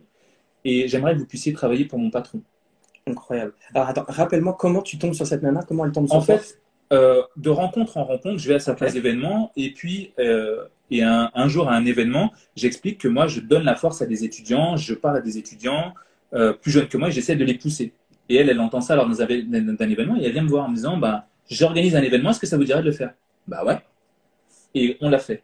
On fait cet événement, il explose. Incroyable. À la fin de cet événement, elle vient me voir et elle me dit, bon, bah, maintenant, il faut que je vous dise qui je suis. Bon, je me dis, bon, merde, putain. CIA. CIA. On en a une de la CIA ici, hein, qui s'est installée tout à l'heure. Et elle donne sa carte, et sur sa carte, il y a écrit conseillère spéciale d'Alain Juppé. Alain Juppé, Premier ministre. Ok. C'est pas n'importe qui, maire de Bordeaux. Ok, l'étoile. Et là, je me dis, waouh. Et je lui dis, quand vous m'avez dit, votre patron, vous parlez de lui? Bah oui. Et là, je me dis, ah ouais, ça a de la gueule. Yes. Je dis, c'est quand même le mec que je regardais à la télé quand j'étais petit. Ouais, c'est ça. C'est lui. C'est lui. Et du coup, le lendemain, je reçois un appel. Bonjour, secrétariat d'Alain Juppé, le maire aimerait vous parler. Ok. Hop, et là, tu as la voix d'Alain Juppé. Donc, c'est-à-dire que toi, tu l'entendais à la télé, là, il est dans ton téléphone. Mec, ça m'a. Incroyable. Et je me suis dit, waouh, c'est pas n'importe qui. Tu vois, c'est un mastodonte de la politique. Et du coup, je me dis, je vais essayer un maximum d'être le plus naturel parce que c'est quand même quelqu'un qui impressionne. Et je lui dis, bon, quand est-ce que vous voulez qu'on se rencontre? Je lui dis, moi, je suis dispo là, il me dit maintenant. Ah, ok. Et donc, du coup, bah, je prends le transport et hop, et j'arrive dans son bureau. Il me dit, bon, ben voilà, j'aimerais que vous puissiez travailler pour moi là-dessus, et qu'on fasse ça ensemble. Et en fait, il a été tellement synthétique et rapide que je me suis dit, waouh, j'aime ça parce que moi, je suis pareil. Ne perdons pas de temps, allons droit au but. Tu veux ça? Ok, on fait ça. Tu veux pas ça? On fait pas ça. Enfin, tu vois, ça va très vite. Et j'aime ça. Et du coup, je me rends compte que je conseille un mec qui était Premier ministre, qui est maire de Bordeaux et qui a le réseau certainement le plus puissant de France. Et c'est ce qui ouvre énormément aussi mon réseau. Je suis un mec qui vient du 93, des Antilles, d'une île qui fait 2000 habitants. Je suis personne dans le monde entier qui existe. Et là, j'arrive dans une ville où je suis SDF et je travaille pour le roi de la ville. C'est pas rien, c'est fait. L'histoire, elle est belle. Il y a une clé fondamentale qu'il nous a transmise, c'est que il a vécu des galères et en fait, il s'est mis, c'est un peu ce que tu t'es mis à faire, à conseiller sur sur les expériences de tes galères. En fait, t'as appris des leçons de la vie, tu t'es mis à transmettre cette valeur-là, ces leçons que tu as apprises, et en les transmettant, tu t'es fait repérer. Voilà. Et pas par n'importe qui, c'est un peu ton étoile qui t'a suivi. Donc, on voit encore quelque chose de clé, c'est que on voit que le début de son histoire s'est fait avec ce qu'il avait dans le cœur. Il a lâché le conservatoire et tout ce qu'il saoulait dans sa vie pour partir dans un autre continent et se mettre à juste jouer de la musique. On voit qu'en jouant de la musique, il se met à créer la musique de campagne de Barack Obama qui, à l'époque, était complètement inconnu au bataillon. Donc, il lâche déjà tout pour suivre son cœur, même si ça paraît irrationnel. Aujourd'hui, Barack Obama, c'est quand même assez rationnel. Ensuite, il repart en France. Et en arrivant en France, on se rend compte qu'après toutes ces galères, il est SDF, il est dans la rue, il se pose cette question, il se dit mais qu'est-ce que je veux faire maintenant? Je vais être ultra indépendant, je veux tout arracher, je vais être une machine de guerre. Et on se rend compte que la chose qu'il se met à faire, c'est simplement de transmettre les leçons qu'il a apprises dans son parcours. Et là, il se fait repérer. Donc vous voyez qu'en fait, à chaque fois, tout part des expériences, de ce qu'on a dans le cœur. C'est un mélange de cœur et d'expérience, de merde. Tu vois. Donc en fait, le cœur, c'est un peu la graine. Les expériences de merde, c'est le terreau, parce qu'on sait que la merde aujourd'hui, c'est comme les arbres, c'est ce qui fait le mieux pousser, c'est le meilleur terreau. Donc en fait, tu mets le cœur avec les expériences de merde, ça crée que tu fusionnes tout ça, tu fais une alchimie, tu as un objectif clair et précis, tu as une volonté, tu as une décision, et tu décroches l'étoile. Donc, suite de l'histoire, génial, j'adore. Et en fait, la suite de l'histoire, qui est celle qui continue encore aujourd'hui, c'est qu'à partir de ce moment-là, mon job, effectivement, quand il y a un problème et qu'il y a une crise, je sais parfaitement le gérer. C'est-à-dire que je t'annule la crise et en gros, tout ce poids que tu as sur les épaules quand tu as des problèmes, quand tu as ça, en gros, je suis le mec que tu appelles et je te dis, OK, passe à ce que tu aimes, je vais gérer le truc. OK. Il vit une crise incroyable, maintenant il peut gérer les crises. Ouais. Et maintenant, il coach sur ça. C'est incroyable. C'est ça. Et en fait, et quand je quitte mes clients, façon de parler, quand j'ai géré la crise, ce que je leur apprends, c'est cette crise où une crise ne doit jamais arriver. Et en fait, si tu veux, c'est pas de la prévention à la crise, mais c'est-à-dire qu'avant qu'il y ait quelque chose de grave qui arrive, j'arrive à prévoir cette chose-là. Et en fait, j'apprends du coup à mes clients, qui sont souvent, C'est des gens qui sont dans l'armement, c'est des gens qui sont dans la pétrochimie, dans le nucléaire, dans le tabac. Donc, c'est des industries très lourdes. Tu sais, c'est pas, je pourrais le faire pour la petite boîte du coin. Je le fais parfois pour la petite boîte du coin. Mais c'est souvent des grosses boîtes. Et donc, en gros, je leur mets des process et je leur explique comment faire pour qu'une merde n'arrive pas. Et Quel truc prévoir. Et en gros, je réponds à la question. spécialiste des merdes. Exactement. Voilà. Il faut être dans la merde pour être spécialiste des merdes. C'est ça. Il faut avoir vécu des merdes. Et en fait, si tu veux, je les fais prévoir ce que je me suis dit sur le banc. Qu'est-ce qui a fait que tu es arrivé là? Ça. Ok, donc il faut enlever tout ça pour que ça n'arrive plus. Et en gros, je leur apprends du coup, aujourd'hui notamment, à faire ça. Et quand il y a un grave problème, pour expliquer le genre, les graves problèmes, c'est l'exemple que je donne le plus commun quand j'explique mon métier, c'est que tu es Danone et tu fais des yaourts, tu veux faire une pub à la télé, bah m'appelle pas, appelle la boîte de com du coin, ils font ça très bien, ça ne m'intéresse pas. Par contre, demain, tu ouvres ton yaourt, il y a une petite fille qui ouvre le yaourt, qui le mange, et il y avait des morceaux de verre dans les yaourts, c'est là que tu m'appelles. Ce sont des crises extrêmement graves, où il y a des vies en jeu, où il y a des emplois avec des milliers de familles derrière qui peuvent se retrouver au chômage et détruire des familles. Donc, c'est pas, bon, on n'a pas fait assez d'argent ce mois-ci. Non, c'est vraiment grave. Alors, je sais que forcément, dans ton coaching de gestion de crise par rapport à ces entreprises, il y a tout un process, etc. Donc, je ne vais pas te demander de rentrer dans le détail du process. Mais est-ce que tu trouves dans ta manière de gérer ces crises-là dans ces entreprises, est-ce qu'il y a peut-être un point commun qui fait que tu leur redis peut-être des conseils clés que tu leur dis à chaque fois qui permet véritablement de sortir de la en fait, il y a toujours un point commun. C'est un point commun que tout le monde a dans sa vie aujourd'hui. C'est-à-dire que, je te donne un exemple. On va prendre un petit exemple. On va dire qu'il y a, je dis n'importe quoi, d'accord? Mais qu'il y a une fuite sur l'évier qui est là-bas. Et tu vois que la fuite est là. Tu vois, tu sais que quand tu ouvres ton tiroir, tu es là, ah, c'est un peu humide, il y a une petite fuite. Puis tu laisses, tu dis, bon, j'ai pas le temps de gérer ça, j'ai d'autres trucs à faire. Tu sais, c'est l'histoire du je bosse, je prends pas soin de ma santé. Donc, du coup, je vais devoir prendre soin de la maladie. C'est exactement la même chose. Et un jour, c'est plus une fuite, c'est que tu rentres et c'est inondé. Il y a une piscine chez toi. À partir de ce soir, même si tu étais crevé, tu n'es plus crevé. Parce que si tu gères pas ça, demain, c'est une piscine municipale chez toi. Donc, il faut gérer ce problème maintenant. Et là, tu n'es plus en mode, ouais, mais j'ai plus assez d'argent, j'ai pas assez d'argent pour faire ci, ça. Le plombier, il arrive, il dit c'est 4000 balles. Tu payes les 4000 balles parce que tu n'as pas le choix. Autrement, tu perds ta maison. Et en gros, on a tous ça dans nos vies où on se dit, ouais, mais je ferai ça plus tard. Ouais, mais je ferai ça plus tard. Et je leur dis, à partir du moment où tu te dis, je ferai ça plus tard, ça va devenir une grosse merde. Donc, il faut le régler d'entrée. Note ça bien. À partir du moment où tu te dis, je ferai ça plus tard, sur quelque chose en plus de récurrent, ça va devenir une grosse merde. Donc, ton conseil? À partir du moment où tu vois le truc et tu dis, en fait, c'est simple. Parce qu'il est naturel de se dire, oh, je verrai ça plus tard. Et en fait, ça doit être l'alarme. Quand ça, tu dis ça dans ta tête, alarme rouge dans ta tête, oup, tu reviens dessus et tu le règles. Ok. Donc, tu n'es plus fatigué, il n'y a plus de problème d'argent, il n'y a plus je ne sais pas quoi. Parce qu'en fait, quand ça va s'amplifier, ça va arrêter toute ta vie. Régler le problème de suite. Tu vois le problème, tu le règles. Et en fait, tu te rends compte qu'au fur et à mesure où tu vois mais ça peut être des tout petits trucs, des rien du tout, des tout petits problèmes infimes. Dans les relations humaines aussi. Dans les relations humaines, t'es avec quelqu'un et tu sens qu'il y a un petit truc, tu veux pas le régler, tu veux rien dire. Tu dis non, faut pas.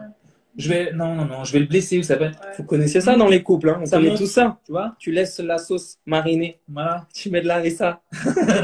Voilà. Puis ça monte comme ça. Et ça t'énerve. Plus ça t'énerve, plus en plus. Puis après, tu commences à perdre patience, tu vois. Et après, tu dis non, bon, allez, je vais rien dire, je vais perdre patience. Et puis un jour, t'exploses. Mais le problème, c'est qu'au moment où t'exploses, c'est comme le robinet et la piscine qu'il y a chez toi, c'est un point de non-retour. Le sol est gâché. Maintenant, il faudra le changer. C'est pas bon. Tout n'est plus bon. Donc, il y a certains points de non-retour qui fait que c'est bon.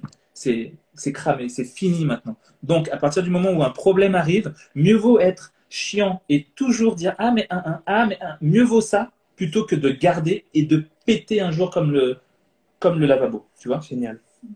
Très très Donc, bien. il arrive, je le règle. Il arrive et en fait, ça devient un sport. Tu es là, tu es en kiff parce que tu dis putain, j'ai réglé le problème, j'ai réglé ce problème, j'ai réglé ce problème. Alors, qu'est-ce que tu ressens quand tu règles un problème, que ce soit pour toi ou pour tes clients? Une satisfaction. En fait, tu sais, il y a ces vidéos sur Internet qui tournent beaucoup où tu vois quelqu'un enlever un truc ou bien une pâte à modeler qui fait ça. Comme ça. Tu sais, c'est ces vidéos qu'on appelle des vidéos de satisfaction. Ouais. Et bien moi, quand je règle un problème pour quelqu'un ou quand je le règle pour moi, je suis là. Ah, en fait, je suis bien, je suis satisfait, je suis là. Ah, en fait, je respire, tu vois. Et en fait, et c'est pour ça que je dis généralement, quand je vais chez mes clients et que mon client généralement est au bord des larmes parce que c'est sa vie qui joue ou c'est sa famille derrière, le truc quand j'ai fini la réunion avec mon client ou quand je commence, ou généralement je lui place toujours ce mot-là et ça Et en fait, ça fait ça comme ça. Je lui dis, vous savez quoi? J'adore les problèmes. Et là, ça Bien. fait ouh. La tension baisse, il est là. Ok, j'ai trouvé quelqu'un, c'est bon. C'est une phrase magique. Et du coup, moi, quand je vois un problème, je dis, j'adore les problèmes. Déjà, tu les aimes. Voilà. Par exemple, je vais vous donner un exemple. L'autre jour, j'appelle mon assureur. Mhm. Il faut savoir quand même que je paye le gars. Mhm. Donc, tu es censé être, façon de parler, à mon service. Je te demande pas d'être mon esclave. Par contre, je te paye, tu fais le job. Et l'autre jour, je l'appelle et je lui dis, bon, j'ai toujours pas reçu ça, où est-ce que ça en est? Et je sens dans sa voix un petit agacement. Et donc là, je me dis, ah, ceci peut être un problème. Qu'est-ce que je fais? Tout de suite, je lui dis, est-ce que je vous dérange? Non, non, vous ne me dérangez pas. D'accord, parce que je sens un agacement dans votre voix. Non, c'est ça ou je me trompe? En fait, je te rentre tellement dedans gentiment que tu es là, tu es obligé de te calmer. Donc, même si tu avais envie d'être relou à ce moment-là, toi, assureur, et même si en fait je te dérange et que ça te gêne, Ça te remet au centre. tu viens de régler le problème. Parce que le mec, il te fait ça une fois, il va te le faire 2 fois, il va te le faire 3 fois, et la 4e fois, il ne va pas t'envoyer ce que tu lui demandes. Donc, en gros, dès qu'il y a un problème, je le règle tout de suite. Je te sens pas bien? Ok, je veux tout de suite savoir. Ça va pas? Tu me le dis, tu me le dis pas? On a un problème, on n'a pas de problème. Si on a un problème, on le règle. Si on n'a pas de problème, on continue. Mais dans ce cas-là, tu n'utilises pas cette voie. Tu me fais un sourire et tu continues. Tu m'envoies mon mail. Tu vois, je règle vite les problèmes dès que ça arrive. Je laisse surtout pas un problème prendre le pas sur moi. Parce qu'après, tu te sens pas bien, tu es là, tu y penses. Et en fait, tu sais, des fois, et ça, c'est quelque chose qui peut peut-être tous vous aider, quand j'ai un problème, parce que ça m'arrive des fois, pas d'avoir des problèmes, mais de me sentir mal. Tu sais, je suis là, je sens un truc qui me gêne. Il y a un truc dans ma journée qui m'a gêné. Je sens un poids sur Ça te moi. prend de l'énergie. Ça me prend de l'énergie, je suis là. Et j'arrive pas à savoir ce que c'est. Qu'est-ce que je fais? Je me refais le film de ma journée. Et j'essaye de trouver à quel moment il y a eu un truc qui aurait pu me faire travailler. Dès que je le trouve, je le règle. C'est quelqu'un qui m'a fait chier, c'est un truc que j'ai, un message que j'ai reçu, tout de suite je le règle. Et après je passe à autre chose. Et en fait c'est hyper égoïste parce que si c'est quelqu'un, je vais lui rentrer dedans, façon de parler, très gentiment. Je suis un guerrier mais gentil, tu vois. Mais je vais prendre toute mon énergie et ma rage, gentiment encore une fois, pour que ce problème n'existe pas. Je vais te donner un truc concret. Il n'y a pas si longtemps que ça, je reçois un mail de quelqu'un qui me dit voilà, j'aurais dû recevoir ça, je l'ai reçu en retard, on avait dit qu'on ferait ci, qu'on ferait ça comme ça, machin, machin. Et là, je suis là, attends. La personne déjà me ramène une merde, chose que je déteste. Et je lui dis, mais attends, en gros, elle est en train de me dire que j'aurais dû lui faire ça, mais moi, j'ai 1000 trucs à faire derrière et que ce truc qu'elle veut doit être plus important que ce que moi je veux. Et attention, c'est très égoïste. Je lui dis, donc, je ne réponds pas aux mails parce que je veux pas. En fait, je suis quelqu'un, j'aime être au courant des problèmes tout de suite. Et j'aime régler les problèmes tout de suite. Donc, je ne réponds pas aux mails, je l'appelle parce que je veux tout de suite la réponse et je lui dis, voilà, moi j'ai ci, ça à faire. Donc voilà, j'ai vu ton mail, je pense que je ne pourrais pas faire ce que tu veux, donc c'est simple, on arrête là. Je n'essaie pas de dire, je vais te le faire dans une semaine, non, on arrête là. Parce que si maintenant, tu me casses les ça veut dire que plus tard, tu vas me sortir autre chose. Donc on va arrêter tout de suite. Après, si c'est des projets qui me tiennent un peu plus à cœur et tout ça, machin, je vais le faire. Mais si je vois que c'est quelque chose qui peut me gêner tout de suite, je le tue dans l'œuf et j'arrête le problème. En fait, j'anéantis vraiment le problème. C'est ce que je disais tout à l'heure, je l'écrase comme ça et j'avance. Okay. Là, on entend encore une clé, il y a même 2 clés. Il dit, si on regarde entre les lignes et si on écoute entre les notes, c'est ne pas régler le problème nourrit le problème. Donc, à croire que tu évites le problème, tu le fais juste grossir jusqu'au jour où il va devenir peut-être même plus gros que toi et plus fort que toi. Donc, autant le régler de suite, ça évite de le nourrir et ça te permet de garder le contrôle sur ce problème. Ok? Première chose. Deuxième chose, il a répété, je pense, 4-5 fois. 4-5 fois, il a répété c'est très égoïste, c'est très égoïste, c'est très égoïste. Mais si vous êtes là, guerrier que vous êtes, vous savez que j'adore jouer avec les mots et je pense que plus que égoïste, je pense qu'il est cœuriste. C'est-à-dire, il est centré sur son cœur et cœuriste, il y a aussi un nouveau jeu de mots qui fait chanter la voix de son cœur à chaque fois. On le voit. C'est pas il est égoïste pour être égoïste et il n'y a pas de raison juste pour assouvir une domination. Non. On sent qu'il pense à lui, que son histoire l'a emmené jusqu'ici et qu'il est fidèle à son histoire. Il est fidèle à ses valeurs. Il est fidèle à son alignement. Et c'est bien pour ça que ces tatouages ne sont pas tournés vers les autres pour qu'on les regarde, mais tournés vers lui pour à chaque fois lui rappeler les racines de son histoire. Et les racines de son histoire, c'est ce qui a forgé ses valeurs. Et les racines, c'est ce qui va faire tenir le tronc de l'arbre qui vont lui permettre de donner le meilleur fruit qu'il a à donner au monde. Donc je pense que, j'ai juste fait cette parenthèse parce que très souvent on a peur d'être égoïste. Et on se dit, mais non, mais je ne peux pas faire ça par rapport aux autres, par rapport à lui, mais je ne peux pas penser qu'à moi. En fait, tant que c'est pour toi, dans l'intention d'accomplir ta mission et ce qui t'est cher, en tout cas sur Terre, oui, tu es un choriste, oui, tu fais chanter la voix de ton cœur et regardez jusqu'où ça l'a emmené aujourd'hui. Donc, en tout cas, super clé. Encore une fois, j'espère que vous l'avez noté. Ouais. Voilà mon histoire. Incroyable, incroyable cette histoire. Incroyable. Alors, ouais, exactement. Je pense que ça s'appelle un live, mais on devrait rajouter un R et ça devient un livre.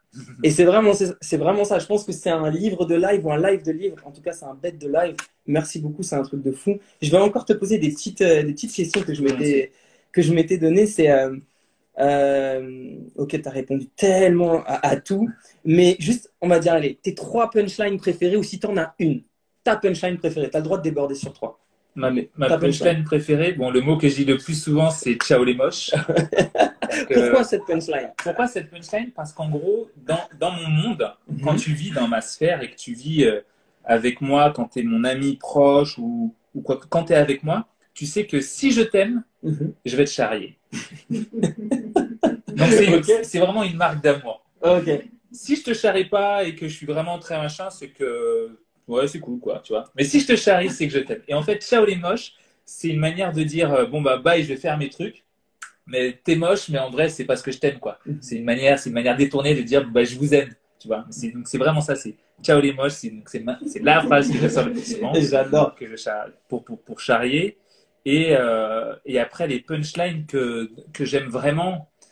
Pendant que tu cherches, je vais leur rappeler un truc. Ouais. Je vais vous rappeler, pendant qu'il est en train de chercher sa punchline, que dans pas longtemps, je vais vous faire le récap de tous les conseils de ce live qui sont des véritables pépites de vie. Donc, restez bien connectés. Il y a une punchline que j'aime beaucoup, qui est un ami à moi, Guillaume, a sorti très récemment dans un live que j'ai fait il n'y a pas longtemps avec lui, parce que lui aussi a eu beaucoup de galères dans sa vie. Et un jour, une femme lui a dit quelque chose parce qu'il ruminait un problème. Et après cette phrase, le problème s'est arrêté. Il avait disparu. Et il m'a dit ça avant-hier en live et j'ai adoré. Et en fait, c'est aime-le, change-le ou quitte-le. J'adore. Si il y a ce problème-là et que tu peux pas l'aimer, bon bah essaye de le changer. Et si tu n'arrives pas à le changer, mais quitte-le. Mais en tout cas, arrête de ruminer. Arrête de te plaindre. Parce que tu n'as pas le droit de te plaindre si tu ne fais pas ces 3 choses-là. Génial. Répète-le pour les auditeurs, les 3 choses. Aime-le, change-le ou quitte-le. Et ça, j'ai adoré. Ok. J'ai l'impression que c'est presque, j'allais te poser la question de est-ce que tu as un mantra? Mais j'ai l'impression que c'est un mantra. Exactement. Génial. Génial. Magnifique. Est-ce que, alors, tu sais, moi j'aime beaucoup l'idée qu'on est tous des athlètes du cœur. Ouais. Parce que finalement, que l'on veuille ou non, et bah, à chaque fois qu'on fait quelque chose avec le cœur, on passe le relais d'une certaine manière. C'est un peu, au lieu du relais 4 fois 100 mètres, c'est du relais 4 fois 100 love. On passe le relais et on inspire les gens en fait à agir aussi avec le cœur. Et quand je pense au passage de relais, je pense beaucoup aux enfants. Je pense beaucoup au fait qu'on ait des exemples pour ces enfants-là. On a tous été des enfants et on a encore des grands-enfants à l'échelle de l'univers. On n'est qu'un souffle finalement. Et donc, j'aimerais te poser une question, c'est si demain, tu croises un enfant, ou en tout cas un ado, ou quelqu'un qui avait peut-être ton âge à l'époque. Ah oui, c'est vrai qu'on leur a promis ton âge. Ouais. Allez. Et si tu croises cet ado, tu croises cet enfant, tu croises cette personne qui est dans la rue, tu la croises comme ça et tu te vois en elle comme une sorte de miroir par rapport à ce que tu as vécu, qu'est-ce que tu lui dirais? Alors, j'ai posté une photo comme ça il y a 2 mois où j'avais l'âge de 4 ans et j'avais écrit mon cher petit bonhomme, on l'a fait, voici ce que je me dirais si c'était moi après tant d'années. On l'a fait. Okay. C'est-à-dire, et en fait, pourquoi on l'a fait? Parce que, tu sais, quand c'est les anniversaires, on fait tous des vœux, ou quand il y a un truc, on fait tous un petit vœu. Tu vois, c'est un peu, l'être humain est comme ça, il aime bien les vœux. Moi, il faut savoir qu'à chaque fois que je fais quelque chose de nouveau, ou quand je vais quelque part de nouveau, ou quand je fais quelque chose que je n'ai jamais fait, tout à l'heure, j'ai mangé pour la première fois ces chips-là. Je vais même le dire, voilà, ça. Voilà. Elles sont délicieuses. Et en fait, en la mangeant pour la première fois, c'est un truc tout con, mais à chaque fois que je fais quelque chose pour la première fois, je fais toujours un vœu. C'est un rituel avec moi-même, c'est un toc. Il y a des gens, ils ont des tocs, ils fouillent dans leur poche, ils vérifient la porte si la porte est fermée. Moi, mon toc, c'est dès que je fais un truc pour la première fois. Son étoile, elle est là, le secret en fait. Tout ça, c'est des conneries. Il fait un vœu à chaque fois qu'il teste quelque chose de nouveau. Et du coup, ça marche. Et en fait, ce vœu que je fais depuis que je suis tout petit, c'est je veux être heureux. C'est le vœu que je fais depuis que je suis tout. Non, on dit, il ne faut pas dire son vœu. Et en fait, moi, mon vœu depuis des années, tous les anniversaires, c'est toujours le même vœu. Je veux être heureux tout le temps. Et en fait, quand j'écrivais, parce que des fois, quand j'écris des trucs sous mes posts Instagram, je sais que les gens ne lisent pas, mais je vous assure qu'il y a des mots cachés, il y a des sens cachés derrière. Et en fait, derrière ce post, il y avait un sens caché, il y a un sens caché derrière tous mes posts. Et derrière ce sens, c'était, en gros, cher petit bonhomme, on l'a fait, ça y est, on est heureux. C'était ça le truc. Et donc, qu'est-ce que tu lui dirais à cette personne que tu croises, à cet enfant qui a besoin de quelque chose, d'une phrase, un truc, qu'est-ce que tu lui dirais? Que tout est possible. Et c'est pas juste une petite phrase bidon qu'on dit machin machin. C'est vrai. Moi, j'adore les enfants. Je n'ai pas d'enfants, mais j'adore les enfants.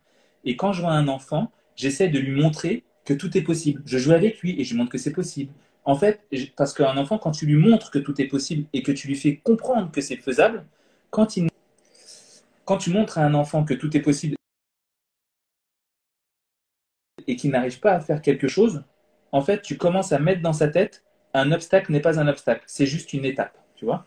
Yes. Et en fait, il faut lui mettre dans la tête, c'est possible, essaye. Il se lève, il marche, il tombe, c'est possible. Il se lève, il réessaye, il tombe, c'est possible, tu vois. Je veux créer cette boîte, je veux créer ce truc, c'est possible, c'est possible. Et tu te rends compte, moi, des fois, là, j'ai fait la route Bordeaux-Paris, et des fois, sur les côtés, je voyais des hangars énormes, des gros trucs, et je me dis, ça, c'est la volonté d'un homme. Il y a un homme, il s'est levé un jour et il a dit, cette boîte de transport énorme où il y a 60 camions devant, bah, j'aurai une boîte comme ça. La volonté d'un homme. Si lui, il l'a fait, pourquoi toi, tu n'arriverais pas à le faire? Pourquoi ton garçon ou ta petite fille n'arriverait pas à le faire? Quelle différence il y a entre les deux? Le cerveau, le mindset, la manière de penser, la manière de se dire c'est faisable, pas faisable. Parce qu'il y a des mecs qui ont fait des trucs. Facebook. Le mec, c'était un petit étudiant, bon, certes, dans une grosse école, mais il s'est dit, je vais le faire. Et il l'a fait. Il a eu un procès parce qu'il y a d'autres gars qui sont venus voir et ils disent, mais nous, c'était notre idée à la base. Et qu'est-ce qu'il a répondu lors du procès? Il a dit, oui, sauf que moi, je l'ai fait. Donc, montrer que c'est possible. Donc, si je vois un petit garçon, une petite fille ou un enfant, je lui dirais, tu peux tout faire. Tu veux faire quoi? Tu veux faire ça, mais tu peux le faire. Tu peux tout faire. Et ça, c'est hyper important. Et moi, c'est ce que j'ai dans la tête, moi, depuis que je suis petit. Je me rappelle, ma mère m'amenait à l'école dans notre petite Ford Fiesta blanche, comme ça. Et dès qu'elle me déposait et que j'ouvrais la porte et que je partais, elle me disait, tu te rappelles, hein? Oui, oui, oui. Elle me disait, tu peux tout faire. Elle me dit ça depuis que je suis tout petit. Tu peux tout faire. Et elle me touchait comme ça. Ma mère, elle n'aime pas. Magnifique. Tu peux tout faire. Et yes. voilà. Bah, sur ce conseil magistral qu'on donnerait à n'importe quel enfant et donc à nous-mêmes, tu peux tout faire. Je vais juste vous faire un petit récap comme je vous ai promis, même si j'avais pas anticipé qu'elle allait avoir autant de choses, autant de pépites. Mais fais le petit récap. J'arrive tout de suite. Fais le petit récap. Regarde, je te mets les lumières. Tout de suite, mon Dieu, t'es magnifique. Oh là là. Aligné sur les lumières. T'as vu ça? Fais le petit récap. Allez. Donc, je vous fais le récap. Donc, la première chose qu'on peut voir, prenez bien vos notes. Déjà, je tiens vraiment à vous dire merci pour tous vos messages, pour tout ce que vous envoyez. Franchement, j'aimerais répondre à tout le monde. C'est juste un bonheur de pouvoir partager tout ça ensemble, de pouvoir s'élever ensemble. Je vois que là, on est encore 44 sur le live, maître nombre en plus, donc c'est très, très bien.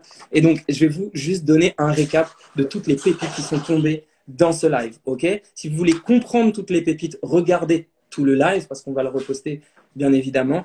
Mais juste pour écrire et synthétiser toutes les pépites, c'est parti. Ok? Donc, la première chose, on voit que c'est quelqu'un qui a tout lâché parce qu'il n'aimait plus sa situation et de manière entre guillemets irrationnelle, il a décidé de suivre son cœur, sa passion, la musique dans un autre continent.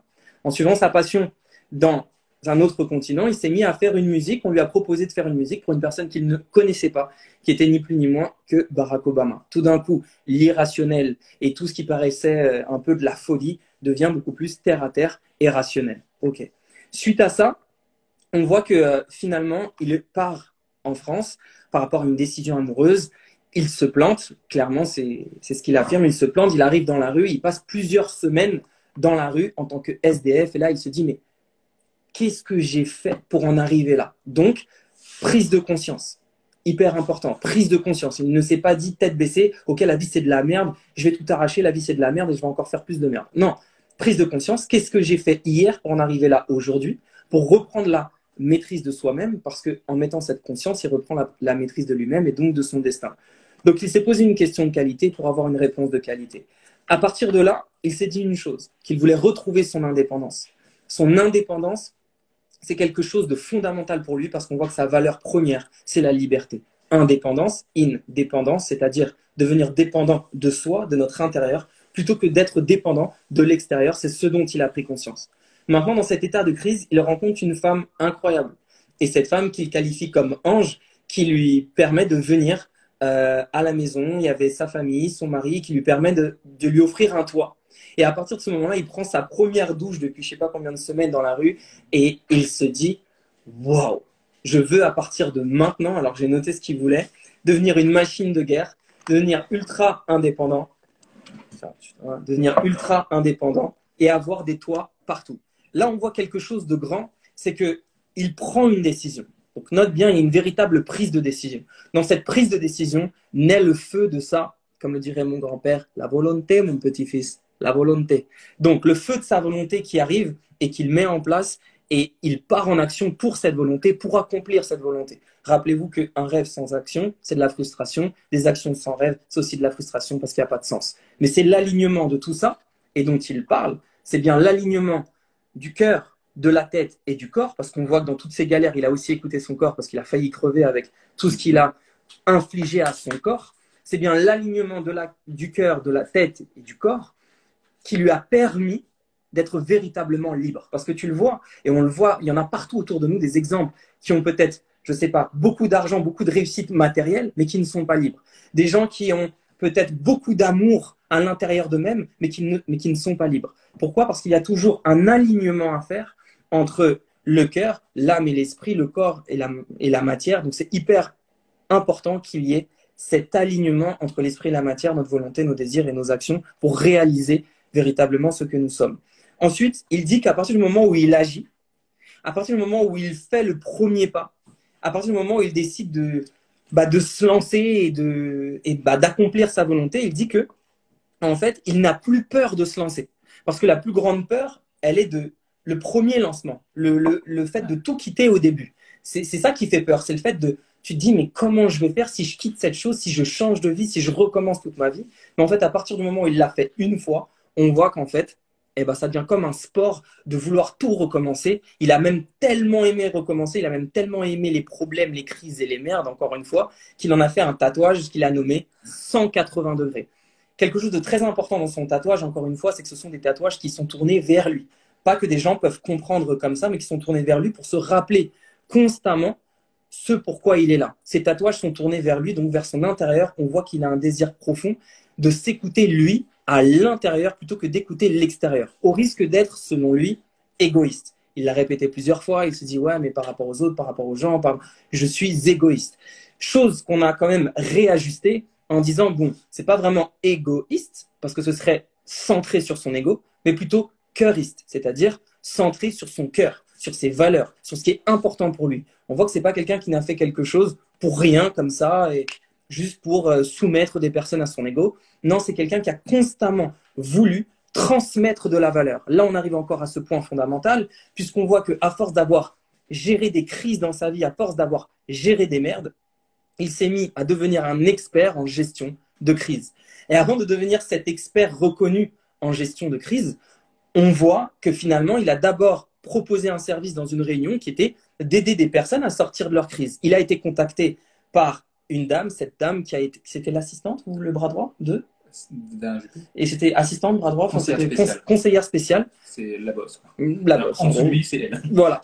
Donc, c'est simplement une étoile, encore une fois, qu'il a suivie. Alors, il dira que ce sont des vœux qui se sont exaucés, puisqu'à chaque fois qu'il goûte une chose pour une première fois, et il fait le vœu d'être heureux. Donc, je pense que ça marche aussi au niveau des intentions positives, mais toujours absolument. Allié à des actions, bien sûr, c'est un mindset, c'est une manière de vivre. En tout cas, ce qui est sûr, c'est que simplement en voulant transmettre ce qu'il avait dans son cœur, par rapport à ce qu'il a vécu, encore une fois, ce qui paraissait irrationnel est devenu rationnel puisqu'il devient conseiller d'Alain Juppé. Okay, il passe de SDF, j'ai adoré. Là, tu m'as punché.